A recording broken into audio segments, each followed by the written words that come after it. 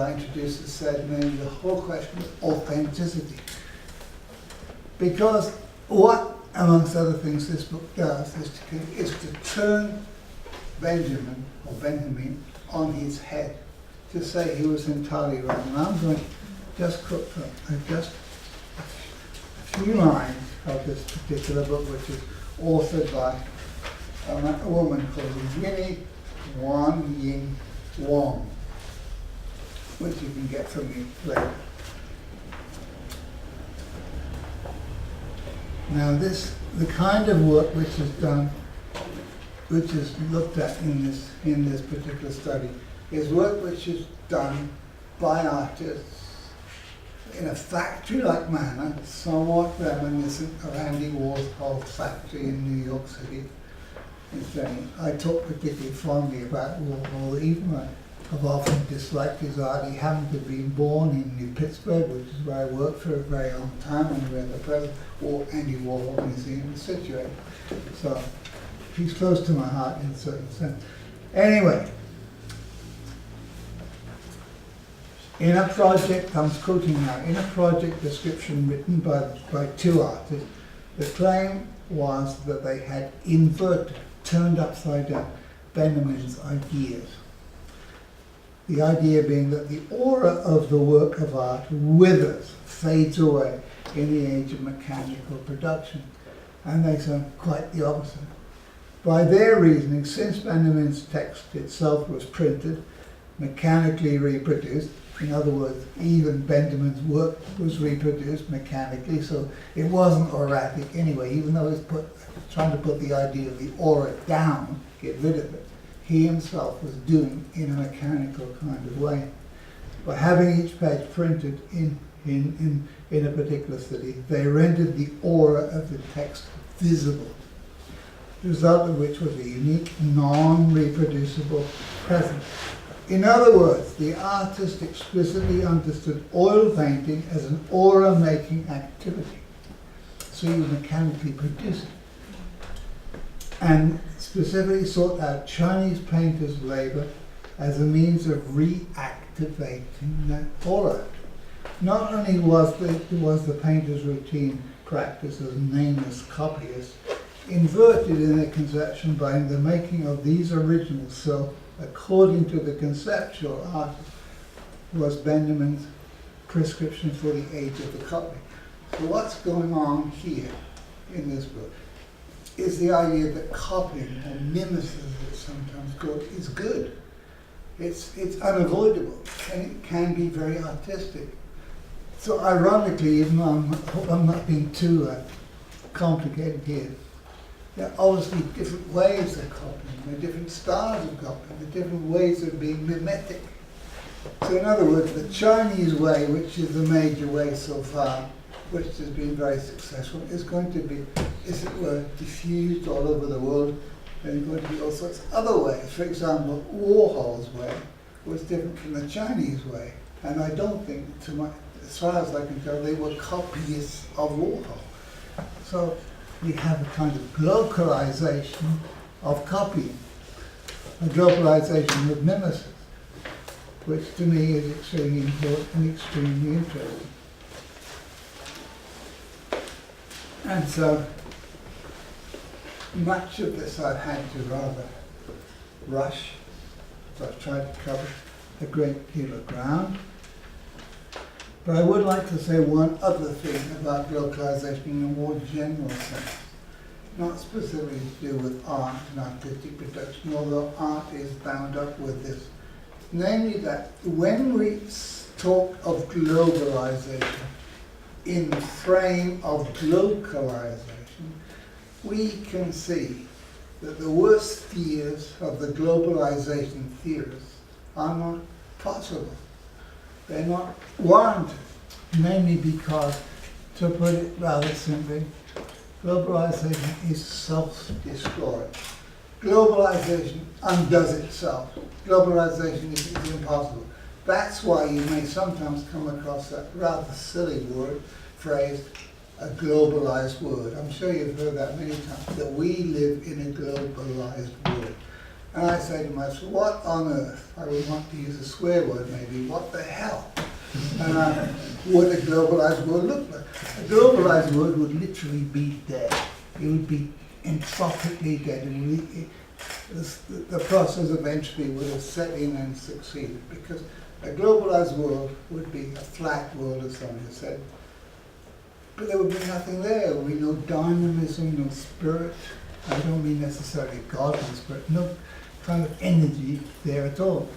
So a globalized world is, in thank God, it's impossible. We don't have to thank God necessarily, but that's just the saying, but we could thank God for it. It is impossible. So we are in a world, as I said before, a world in which we are the making of different. And the more the world is made different in various places and in various ways, including artistic ways, the more the idea of globalization as a form of standardization, a form of homogenization, the more that this becomes less and less likely. Now, of course, this may not happen. It may be the case that the world does become full of clones, people as clones, artistic work as clones, but nonetheless, that would be a world which, in that sense, would have died. And that may be possibly the way in which the world ends. Now, I don't say that lightly, because there's great talk about the end of the world among globalization theorists, among novelists, among science fiction writers, and so on and so forth. So the end of the world, or what somebody has called, what in the anthropology is called the future as a fact, or as a cultural fact, is on nearly everybody's mind. And so that partly explains the difference between generations, because it may well be that people even younger than yourselves may well live in a world in which they don't see much hope for the world continuing at all. And so this kind of pessimism about the continuation of the world is definitely reflected in all kinds of art, not merely novels, painting, sculpture, cinematic forms, and so on and so forth. And incidentally, even though I've not said much specifically about art or artistic form, these are very close to my heart, even though I've written very little directly about these. In my early work, I did like a fair, and my very earliest work was actually about jazz music when I was still in high school, when I wrote for a national museum called Art News, and I wrote particularly about the films of, and I wrote particularly about the origins of jazz, and later on I wrote quite a lot about film, particularly the film of my favorite film director, namely Antonioni, the Italian director. So I'm not completely, until I was brought back to this very important topic by Elisa and her colleagues through her invitation to give this talk. So here I end, for now at least, my contribution to the wonderful conference. Thank you.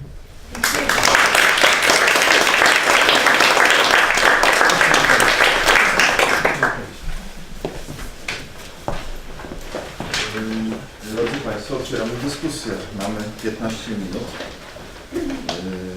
Można zadawać pytania. Jeżeli ktoś chce, może zadawać pytania w języku polskim.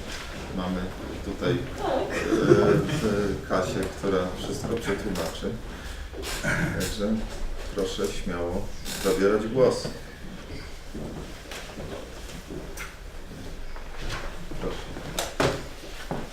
I would like to ask you a question about the Chinese culture in this globalized concept. It's a common, let's say, misconception that the Chinese are these copies, they are prone to counterfeit and so on. But what people of the West often forget is that the Chinese are very creative if it comes to some other parts of the art, like for instance the art of war. Just the art of war. I'm not only talking about Sun Tzu and what happened almost 2,000 years ago, but also some modern conceptions of warfare in in the Chinese culture, how the Chinese look at many of the conflicts of today and of historical origin, and try to adapt these situations to their own. Like, for instance, the Gulf War, many wars which were fought, like the war in the Falklands, and they try to learn the lessons from these wars, and they know they can't just transmit this knowledge to their situation, but they try to adapt it. And my question is about this, let's say, Chinese spirit of creativity, maybe in art. Since, Well, as I understand, and I don't fully understand your question, I think you are saying that we all now think of not merely the Chinese, but the Japanese in particular, as well as Koreans and other people in the so-called Far East, which people don't use that phrase much, but anyway, in East Asia, have for long had their own artistic traditions, and we appreciate them increasingly more and more. So there are an increasing number of artistic exhibitions of Chinese painting, Chinese sculpture all over the Western world, particularly Western Europe, but not just Western Europe. And yes, we do increasingly recognize them as art. But nonetheless, we happen now to live in a world where, for better or for worse, East Asians tend to have regarded for most of the 20th century, Western forms of art, including music, of course, classical music, as a higher form of art than their own. Now at least in the West, and here I include Eastern Europe as over the West, they increasingly think of us as having been superior, and they wish to undo this, defy it, and to overcome it. And that is indeed happening. So what is so interesting about the book that I briefly mentioned is that it concerns a particular place, a place called, I can't read it, Dafen, D-A-F-E-N, in the Shenzhen province in southeast China, which is just north of Hong Kong, just over the border from Hong Kong, which is part of China, but not fully part of China, where there's great controversy at the present time. In that particular place, in that particular area, many particular provisions are made by the Chinese government for them not conforming to the normal rules of production, including artistic production. And so, as I said, for better or for worse, their intention is to mechanically reproduce, the so-called great artistic works of the West. Just to take a completely different example, when Japan, so to speak, entered the modern world at the end of the 19th century, early part of the 20th century, the so-called Meiji period, one of the first things they did, which is rather unfortunate, they decided, well, since all great Western countries have empires, to be modern, we must have an empire. And indeed, we know what the result of that was. The main result of that was the Second World War, or the so-called Pacific War from the Japanese point of view. And much of Japanese art is indeed based upon the Pacific War, either against it or for it. So, in this particular, one of the first things that they did in Japan during the period I've just mentioned was to introduce classical music. And people would dress a classical music concert exactly with a bow tie, with white shirt and so on, just like they did in the Western world. And as you may know also, one of the first things they did was to send people from Japan all over the Western world, particularly Western Europe, and to some extent the USA, and deliberately copy, pick up certain ideas, including artistic ideas, and take them back to Japan, but they would always mix them up. So they took, for example, their constitution from Germany, their post office from France, their army from elsewhere, and so on and so forth. So everything was mixed up. So they weren't overwhelmed by any one particular country. Now this kind of thing, this kind of process is still going on with respect to art. And so there's a kind of paradox here. We are increasingly interested in Chinese art, for example, Chinese sculpture, whereas on the other hand, they are increasingly interested in becoming auratic again, entering a period when art can be looked at as transcendent rather than in this world. But I don't think I'm coming directly to your question. I hope I've made at least some contribution to the thing you're in. Thank you. Czy ktoś jeszcze zadać pytanie? I have a question. I would like to know, do you agree with the thesis, modern thesis, that modern art is called as global art because of use of new media, as video, as photography? So those media are used often for reproduction of reality. So, and those media globalize art. Well, I agree with you. Are you agreeing with me? Well,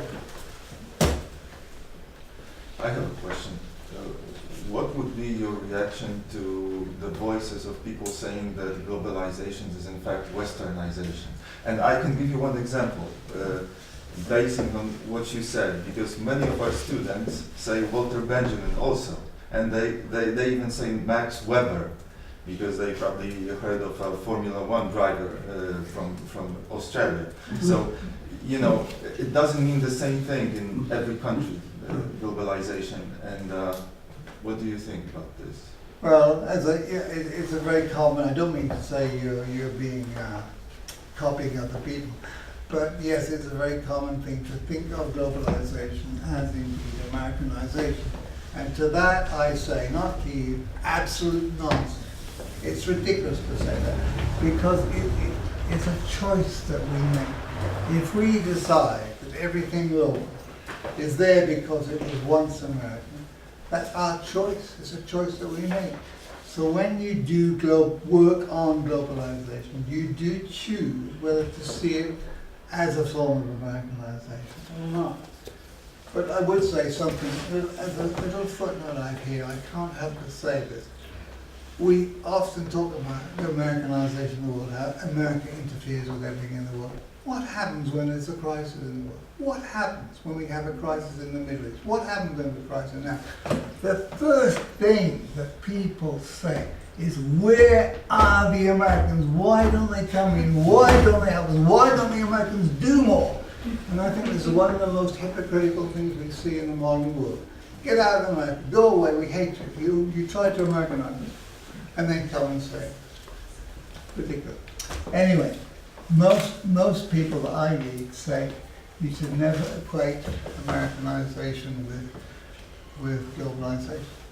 That you can see many things about the modern world. In fact, I would go so far as to say that America itself is a product, the whole country is a product of globalization.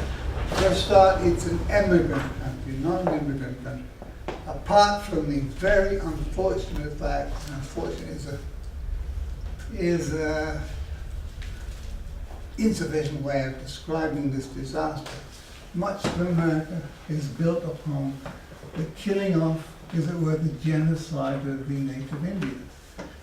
And if we can leave that on one side for a moment, much of America as we know it came as a result of wars between France and Britain and Spain, or conflicts between them, and also of Dutch. So it's a result of these conflicts between European powers that we have a nation called America. And of course we now owe it as an immigrant nation, namely a nation made up of people who migrated to America. And when we consider where people want to go and live if they had the first choice, we usually find that the favorite places where people wish to go are where? Australia, or America. So why, and that's why we get peculiar ideas such as those of Mr. Ronald Reagan, who thought that if everybody were free to do so, everybody would migrate to America.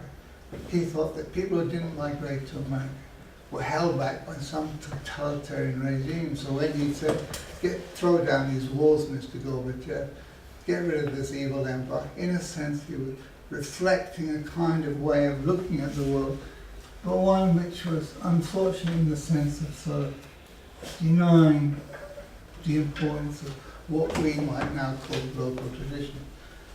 So we find that America itself is made up. When sometimes people say to me, what is America, who is America? I say, the short answer, it's us.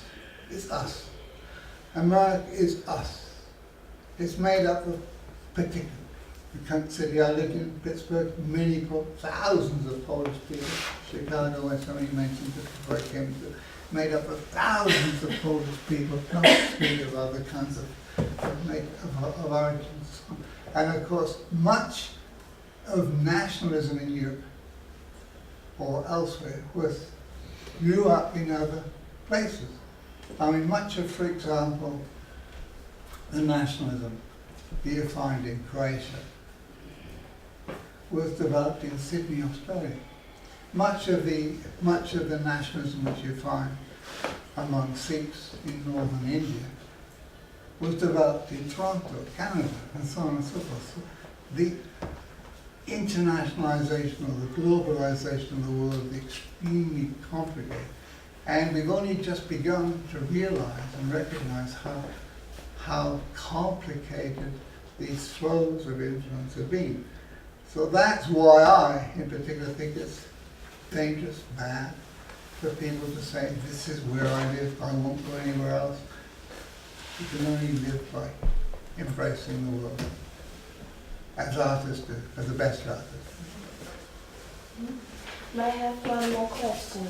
I was wondering if you could tell us a little bit more about your global field model, and am I right in assuming that that model can be used as a kind of a sort of analytical tool for the research of contemporary as well as in general social reality? And if yes, can the global field model can be adapted as an analytical tool for the contemporary art world analysis? Well, that's a very important and, in one sense, a rather embarrassing question. And I hope I'm not being too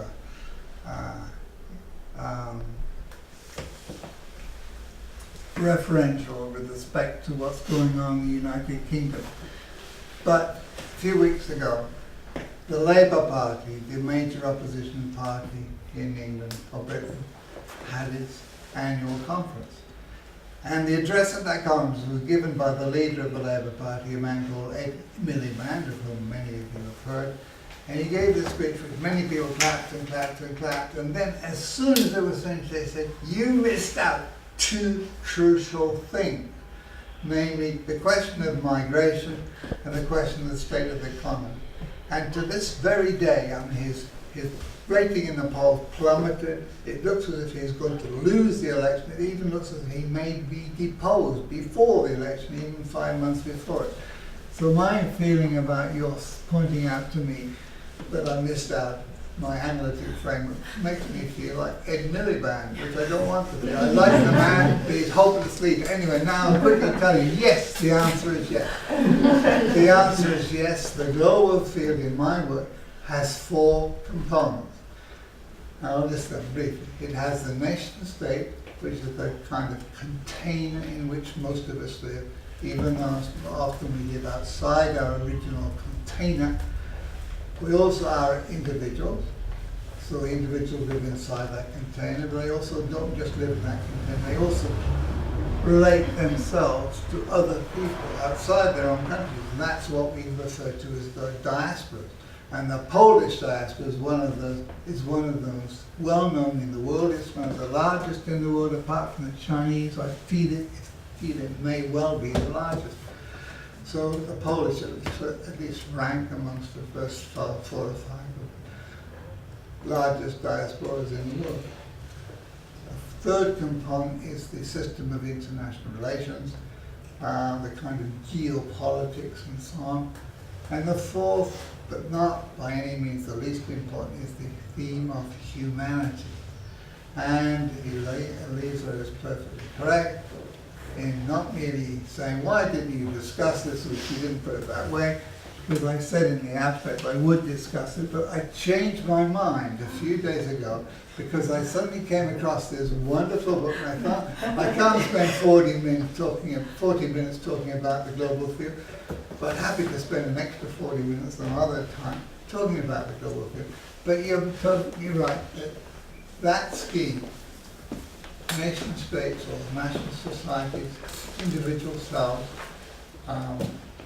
international relations and humanity can and should be applied to the work of artists. I mean, artists in the broad sense, not merely visual artists, pictorial artists, and musicians and so on.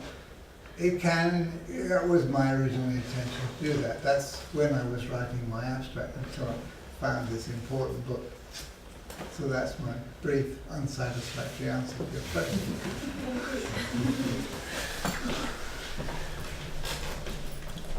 W porządku, także dziękujemy. Thank you very much.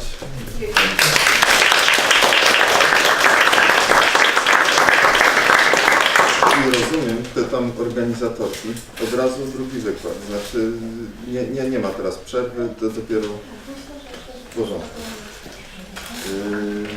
Więc drugim naszym gościem będzie pani profesor Ewa Domańska,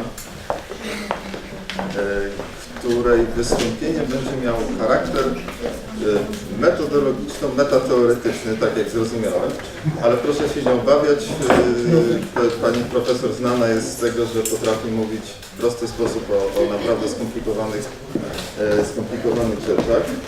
Myślę, że jest to też bardzo ciekawy temat, dla mnie też jako zawodowego, powiedzmy, humanisty, ponieważ my w Polsce mamy troszeczkę taką teraz tendencję jako humaniści do dowodzenia